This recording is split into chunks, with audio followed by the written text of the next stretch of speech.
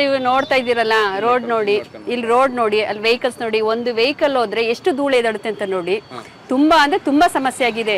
ನಾವು ಡೈಲಿ ನೋಡಿ ಮಾಸ್ಕ್ ಬೇರೆ ಹಾಕೋಬೇಕು, ಅದ್ರ ಜೊತೆ ಬಿಸಿಲು ಬೇರೆ ನಮ್ಗೆ. ಈ ಮಾಸ್ಕ್ ಹಾಕೊಳ್ಳೋದು ಇಲ್ಲ ಆ ತರ ಆಗೋಗಿದೆ. ಆಮೇಲೆ ಈ ರೋಡ್ ಎಲ್ಲ ಅಗ್ದಿದ್ರು, ಹಂಗೆ ಬಿಟ್ಟಿದ್ರು, ಎಷ್ಟು ಜನ ಬಿದ್ರು ಅಂತಲ್ಲ ವಯಸ್ಸಾದರು. ಆಮೇಲೆ ಈ ಮಣ್ಣು ಹಾಕಿದಾರೆ ಇವತ್ತು. ಆ ಮಣ್ಣಾಕಿ ಈ ಮಳೆ ಬಂದ್ರೆ ಏನಾಗುತ್ತೆ ಅಂದ್ರೆ, ಆ ಮಳೆ ಬಂದಾಗ ನೀರು ನಿಂತ್ಕೊಳ್ಳುತ್ತಲ್ಲ, ಫುಲ್ ಜಾರಾಡುತ್ತೆ ಅಂದ್ರೆ ಬರಕ್ಕೆ ಆಗಲ್ಲ, ನಮಗೆ ಗಾಡಿ ತಗೋ ಬರಕ್ಕಾಗಲ್ಲ, ಅಷ್ಟು ತೊಂದರೆ ಆಗಿದೆ.